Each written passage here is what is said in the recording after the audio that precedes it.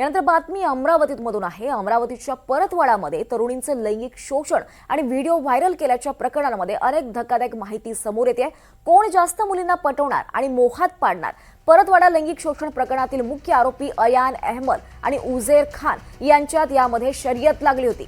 यावेळी आरोपी अयान अहमद हा मुलींसोबत केलेल्या अश्लील कृत्याचे व्हिडिओ बनवून उझेर खानला पाठवत होता। दरम्यान काही दिवसांनी या दोन मित्रांमध्ये पैशांवरून वाद झाला आणि या पैशाच्या वादातूनच रागाच्या भरात उझेर खाननं अयान अहमदचे सर्व अश्लील व्हिडिओ व्हायरल करायला सुरुवात केली आणि तिथूनच हे परतवाडा मधलं तरुणींचं लैंगिक शोषणाचं प्रकरण समोर आलं। अधिक माहिती घेऊयात आमचे प्रतिनिधी शुभम बायस्कर यांच्याकडून। शुभम, या प्रकरणात नवनवीन खुलासे होत आहेत, आणखी एक खुलासा झालेला आहे, काय या संपूर्ण प्रकरणाबद्दल माहिती आहे?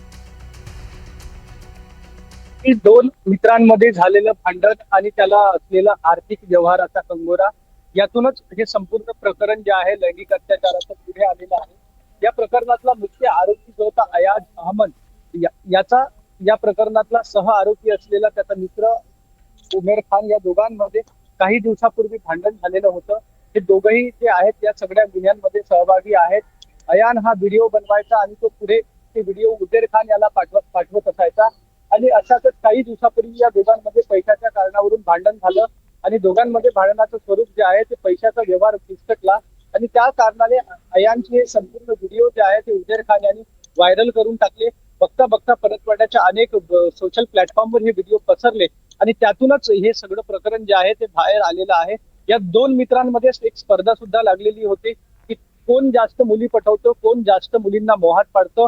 हे संपूर्ण प्रकरण जे आहे ते सोशल मीडियावर चर्चेत आलं आणि या नंतरच या संपूर्ण प्रकरणाचा भांडाफोड झालेला आहे। एसआयटी कडे या संदर्भातील काही पुरावे येतात का? एसआयटी आता या प्रकरणामध्ये कुठल्या भूमिका घेतो किंवा कुठला तपासाचा अँगल वापरतो याकडे आता लक्ष असणार आहे। निश्चितच शुभम, त्यामुळे एसआयटीचा रोल यात अतिशय महत्त्वाचा असणार आहे। या संदर्भातले सगळे अपडेट्स तुमच्याकडनं घेत राहू। तुर्तास धन्यवाद या सविस्तर माहितीसाठी।